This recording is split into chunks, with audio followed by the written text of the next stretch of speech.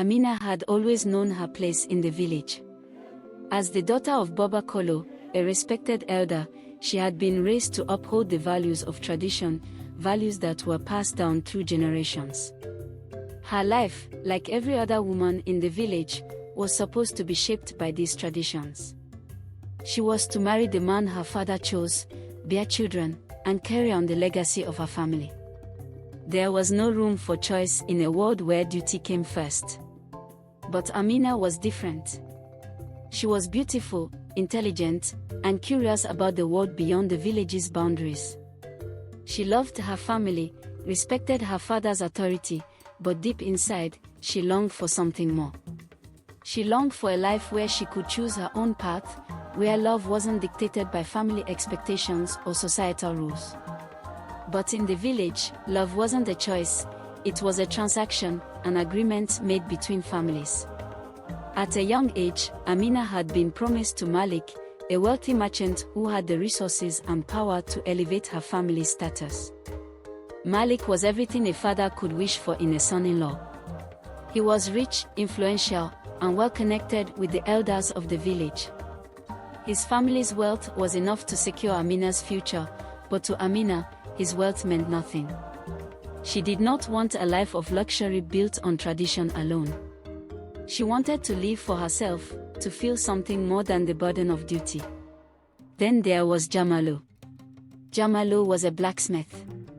A craftsman, skilled with his hands, forging weapons, tools, and intricate metalwork. He was not wealthy. He was not connected to powerful families. He was just a man who worked hard every day, shaping metal into something beautiful and useful. His life was simple, his home modest, but there was something about him that drew Amina in. It wasn't his trade or his lack of wealth that caught her attention, it was the way he looked at the world, with such clarity and passion. He spoke little, but when he did, his words were thoughtful and meaningful. He was a man who saw Amina not as an object to be married off, but as a person with dreams, desires, and a future of her own making. Their first meeting had been by accident. Amina had come to his forge to have a small item repaired, something that had broken in her father's home.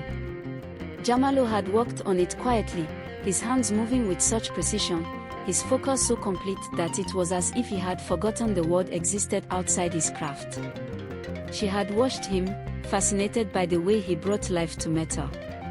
Over time, their brief encounters turned into conversations. They spoke of many things, of dreams, of the future, of the village, of life beyond the hills. And with each conversation, Amina began to feel something she had never felt before, freedom. It was not long before she realized that what she felt for Jamalu was more than admiration. It was love. The kind of love that filled her heart with warmth, the kind of love that made her want to be with him every moment. But that love was forbidden.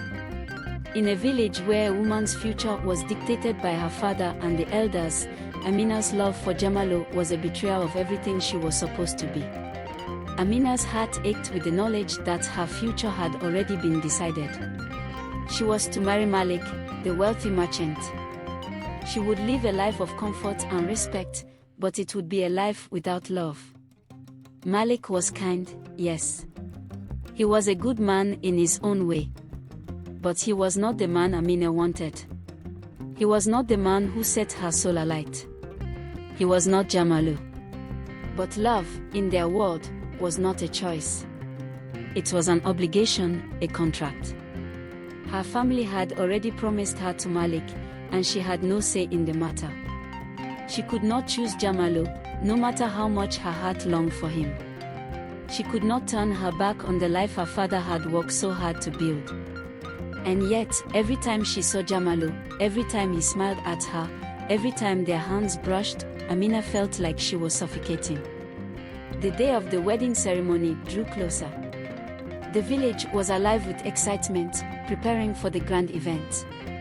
Women were making food, men were preparing the ceremonial grounds, and the elders were discussing the details of the union between Amina and Malik. Everyone in the village was looking forward to the day when Amina, the daughter of Baba Kolo, would marry Malik, the wealthy merchant. It was a union that would strengthen their family's position in the village. It was a union that made sense. But it wasn't the union Amina wanted. Amina couldn't stop thinking about Jamalo. She couldn't stop thinking about the life they could have together, the life that was so far out of reach. She knew that if she married Malik, she would be trapped forever in a life she didn't want. She would never be free. And she would never be happy. One evening, as the sun began to set, Amina went to the riverbank. It was their secret place, the place where she and Jamalo could be alone, away from the prying eyes of the village. The place where they could speak freely, without the burden of tradition hanging over them. Jamalo was waiting for her, his face calm, but his eyes filled with the same longing that Amina felt. They stood together in silence for a long moment, looking at the water as it gently flowed by. Amina's heart was heavy. She knew what she had to do, but she also knew the consequences of her decision. She had been raised to honor her family's wishes, to live for the good of the village, to marry the man chosen for her. But in that moment, Amina knew that she could not marry Malik.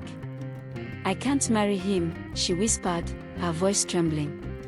"I love you, Jamalo. I love you, and I don't want to live a life that isn't my own." Jamalo's expression softened, and he stepped closer to her, taking her hand in his.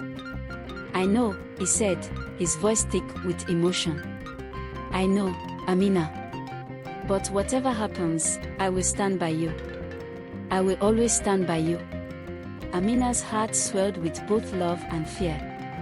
She had made her choice, but it was a choice that would change everything. She knew that defying tradition would bring shame upon her family. Her father, Baba Kolo, would be devastated. The village would see her as a traitor. But in her heart, she knew that this was the only path that would lead to her true happiness. The next day, Amina stood before her father, Baba Kolo, and the elders of the village. She knew what was coming, the anger, the disappointment, the judgment. But she also knew that she could no longer live a life dictated by others. She told them that she would not marry Malik.